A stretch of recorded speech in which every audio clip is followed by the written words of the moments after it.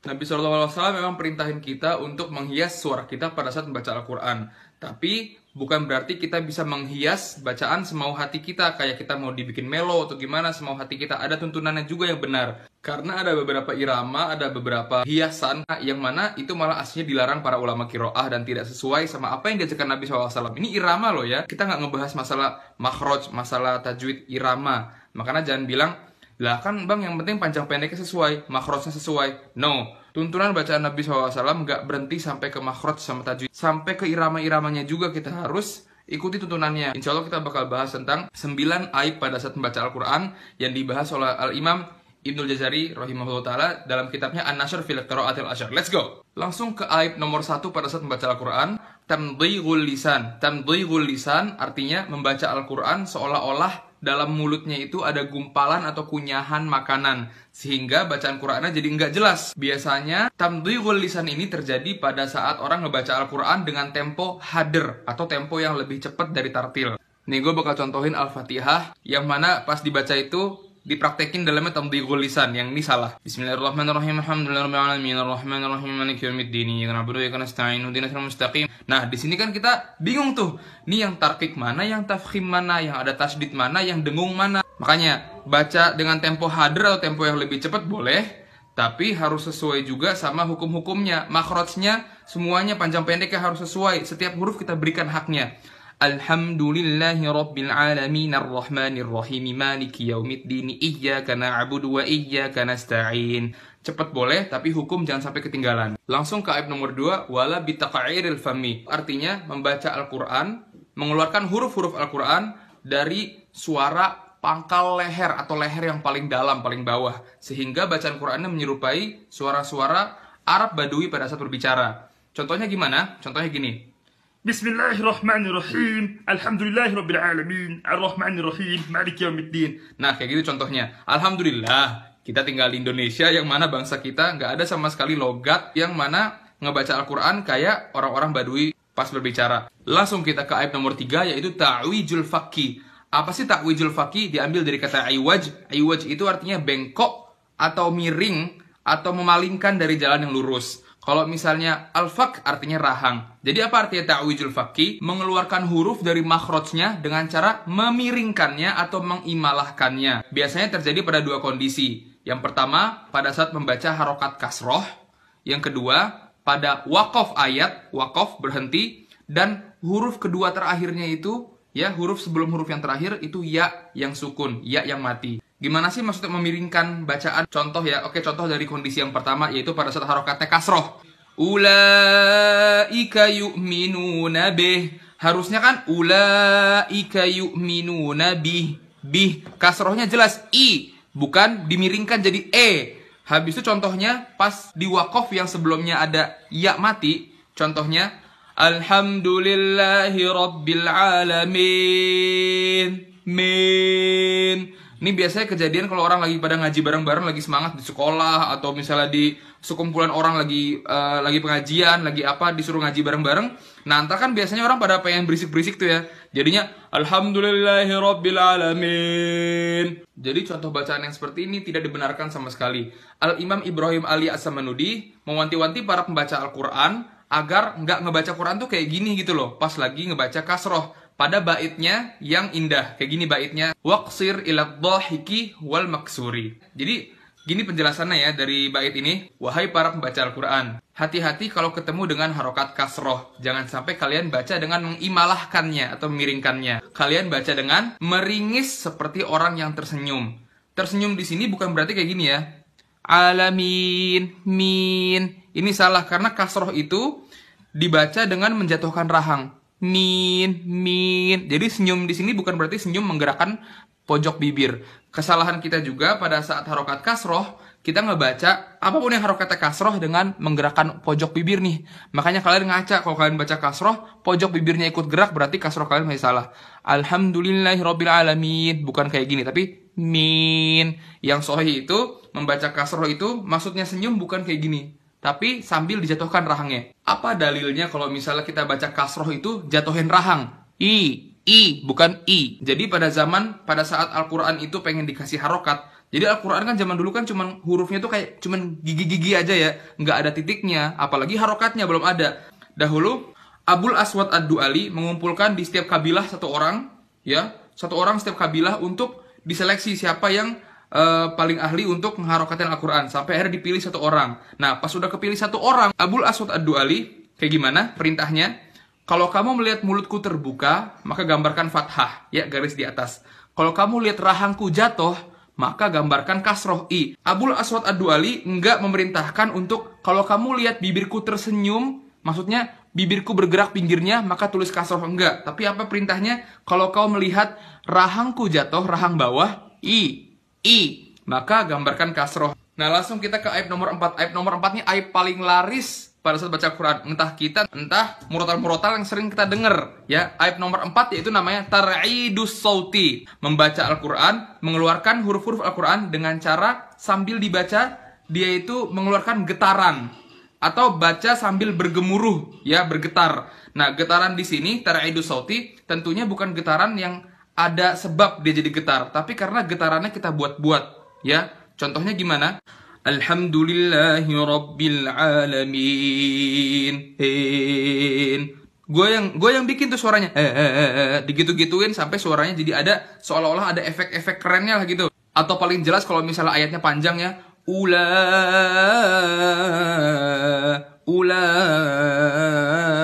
Banyak nih yang suka nanya, lah bang, itu semua murotal-murotal Imam Mekah, Imam Madinah, Imam di Kuwait, itu semuanya ada getarannya loh bang. Nah makanya Ustadz gue tuh pernah ngelurusin masalah ini. Gimana kata beliau? Jadi suara imam-imam di Mekah atau Madinah atau Kuwait dimanapun yang kita dengar di murotal, iya mereka tuh nggak salah, mereka tuh semua punya sanad, mereka semua hafiz Al-Quran. Yang bikin suara mereka itu seolah-olah ada tar'idus sauti, ada getaran tambahan, itu karena apa? Kan mereka ngimam, ya. Ini kan ada mikrofon masjid nih. Mikrofon kan ntar diolah sama sound system, dikasih gema-gema, dikasih reverb, dikasih bass, apapun itu, sampai suaranya masuk ke audio kita bergetar. Padahal suara aslinya itu enggak, karena tuntunan Nabi SAW yang benar kalau misalnya baca Al-Quran itu suaranya harus bersih. Jadi pas kita baca, jangan tambahin getaran. Alhamdulillahi Rabbil Alamin, Ar-Rahmanir-Rahim. Bersih. Kenapa kita dengar mereka, para imam sholat itu suaranya getar? Karena yang kita dengar itu suara yang udah diedit, udah masuk ke efek sound system. Makanya Ustadz gue selalu nasihatin gini, setiap kali gue baca, gue geter-geter. Kata Ustadz gue apa? Tugas kita cuma ngebaca sesuai tuntunan Nabi SAW. Yang mana tuntunannya itu baca gimana? Bersih, nggak ada sama sekali getaran tambahan. Nah, biarkan sound system yang bekerja buat ngasih efek. Jangan leher kita nambahin efek. Karena termasuk kesalahan baca Al-Quran yaitu kita bikin efek sendiri dari leher kita. Makanya lebih utama itu kalau belajar ngaji langsung bertatap muka sama syekhnya, sama ustadznya. Langsung kita masuk ke ayat nomor 5 yaitu tamtitus syaddi. Tamtitus syaddi artinya memanjang-manjangkan, mengulur-ulurkan pada huruf yang bertasydid. Ini tuh sering terjadi pada Qiraah bil ghina. Qiraah bil ghina itu, tahu nggak sih baca Al-Quran yang di lomba-lomba MTQ biasanya tuh yang dipanjang-manjangin. Nah, ini sering kejadian di sini. Contoh pada potongan ayat liyat dabbaru ayatih. Kan ada dua tasdid tuh. Liyat, dalnya ada tasdid, dab baru, ba-nya ada tasdid. Nah, kalau tamtitus syaddi prakteknya gimana yang salah? Kayak gini contohnya. Liyat dabbaru, liyat dab. Jadi ada lihat, ada suara at. Harusnya huruf tasdid itu langsung masuk ke hurufnya, langsung mati di situ. Lihat dab, gak boleh ada jarak pas masuk ke huruf-huruf bertasdid. Contoh yang kedua, potongan ayat misalnya yashaqqaqu. Yang salah gimana? Yang ada tamtitus syaddi di situ. Yashaqqaqu, yashaq, ada ak. Kita pindah ke ayat nomor 6. Ayat nomor 6 itu termasuk ayat yang paling sering kita dengar prakteknya. Wala bitaqti'il maddi. Apa sih artinya taqti'il maddi? Membaca Al-Quran pada saat sampai pada ayat yang panjang, mad ya, pada bacaan yang panjang, seolah-olah suaranya dipotong-potong atau dicincang-cincang. Contohnya gimana?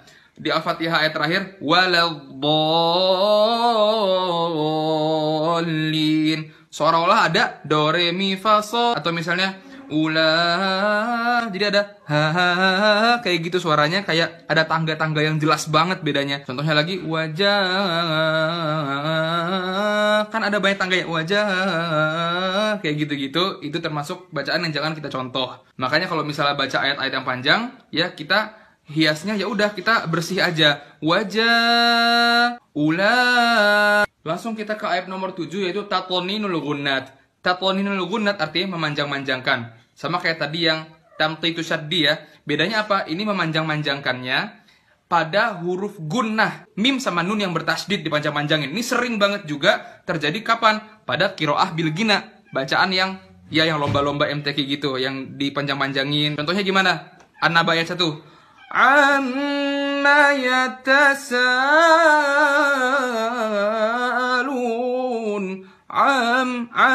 Jadi pas mau itu ada tempo dulu tuh, ada jaraknya tuh. Ingat huruf bertasydid mau dia gunnah mau enggak langsung masuk ke hurufnya. Amma yatasalun. Ya langsung ke ayat nomor 8 yaitu wala bihasromatir ro'at. Hasromatur ro'at yaitu meniadakan sifat takrir pada penyebutan huruf ro. Takrir itu getaran ya. Yang ada seolah-olah huruf ro itu seperti huruf waw atau to. Contohnya gimana? Ar-Rahmanir-Rahim. Harusnya Ar-Rahmanir-Rahim. Atau paling parah lagi jadi huruf to. Ar-Rahmanir-Rahim. Nah, ayat yang terakhir nomor 9. Walaisa qira'atan tunafiru minhat tiba' wa tamujjuhal qulub wal asma'. Jadi kalau diartiin gampang gini. Bacaan Al-Qur'an yang mana pada saat didengar itu membuat orang yang mendengarkannya lari dan menimbulkan rasa takut atau kayak mistis gitu atau serem. Salah satunya ya yang kemarin terakhir viral beberapa tahun lalu, misalnya bacaan Al-Qur'an dengan langgam Jawa kayak sinden. Karena apa? Pada saat kita dengar bacaan Al-Qur'an yang pakai langgam Jawa, jadinya itu alam bawah sadar atau alam pikiran orang yang mendengarkan bacaan Al-Qur'annya itu pindah dari memahami makna-makna ayat Allah, pikirannya kemana? Ke dunia perwayangan, ke adat-adat Jawa. Nah, sekarang ada 4 aib tambahan yang keluar dari 9 yang tadi. Aib tambahan nomor 1 yaitu membaca dengan tarji', yaitu sama kayak tadi taqti'us sauti, memotong-motong bacaan. Memutus-mutus bacaan itu nggak apa-apa, asal ada sebab yang ngebuat kita jadi putus-putus, bukan dibuat-buat pakai tenggorokan kita. Contohnya, Nabi SAW pada saat Fathu Makkah, beliau SAW naik onta sambil membaca Al-Quran. Naik onta kan gini, goyang-goyang kan. Nah, lalu sahabat Abdullah bin Mughaffal mendapati beliau membaca Al-Quran dengan seperti terpotong-potong suaranya. Ya wajar lah, sama kayak kita kalau misalnya naik mobil, jalannya berbatuan. Kita baca An-Naba. Jadi ada penyebab bikin getar. Yang kedua, at-tamtitu fil harfi la syama' indal waqfi. Yaitu kayak tadi, memanjang-manjangkan pada saat wakaf. Contohnya, innal mujrimina fi dhalalin wasur. Harusnya kan baca wasu'ur, tek. Cuman pendek itu jadinya dipanjangin. Wasur. Tambahan nomor 3 nih kita sering banget nih jatuh di sini tanpa sengaja ataupun kita sengaja. Al-mubalaghatu fi ada'il makhariji wasifah. Berlebih-lebihan pada saat mempraktekkan makhraj huruf dan sifat-sifat huruf. Contoh berlebih-lebihan pada makhraj huruf, iyyaka na'budu. Makhraj ainnya bener tuh di situ di tengah tenggorokan. Na'budu, tapi kita lebay, kita terlalu tenggelam di huruf ain. Sama juga ghairil maghdu. Ghainnya bener di situ posisi ghain, cuman terlalu dalam, kelamaan, kepanjangan. Yang bener gimana? Iyyaka na'budu, secukupnya, jangan na'budu, jangan pula maghdu, ghairil maghdu. Kalau berlebihan pada sifat, contoh berlebihan pada sifat hamas di huruf ha. Ar-Rahmanir-Rahim. Baca secukupnya aja. Ar-Rahmanir-Rahim. Yang terakhir yang juga sering yaitu adalah at-tahzin. Ini bahaya ya, karena at-tahzin itu artinya membaca Al-Quran seolah-olah kita bikin dia sok-sok melo, sok-sok sedih biar kedengaran kayak kita menangis. Kayak kita baper pas ngaji. Nah, ini sering ditegur para ulama karena bisa-bisa aja kalau kita ngimam, kita hias seolah-olah sedih, ini bisa jatuh kepada riya. Bisa jatuh kepada kita ingin orang-orang dengar kayak seolah kita tadabbur, padahal nggak sama sekali. La uqsimu biyaumil qiyamah. Seolah-olah kayak sedih, padahal aslinya itu suara dia aja yang dihias biar kayak sedih. Kita baca Al-Quran sesuai tuntunan Nabi SAW. Kalau misalnya dengar para ulama, imam, kenapa bacaan mereka kok banyak sih? Aib-aib ini banyak loh yang masuk nih di Mekah, kayak di Madinah, di mana banyak yang baca kayak gini. Jangan disalahkan, mereka semua tuh pas setoran, itu semua bebas dari 9 aib ini. Tapi kenapa pas imam baca kayak gini? Karena fokusnya imam pas sholat itu di 2 hal. Hafalan sama tadabbur. Kadang-kadang makanya kalau ayatnya sedih, jadi mellow, jadi kepanjangan. Itu aja, semoga manfaat, share sebanyak-banyaknya, dan semoga kita bisa praktekin di keseharian kita pas baca Al-Quran. Wassalamualaikum warahmatullahi wabarakatuh.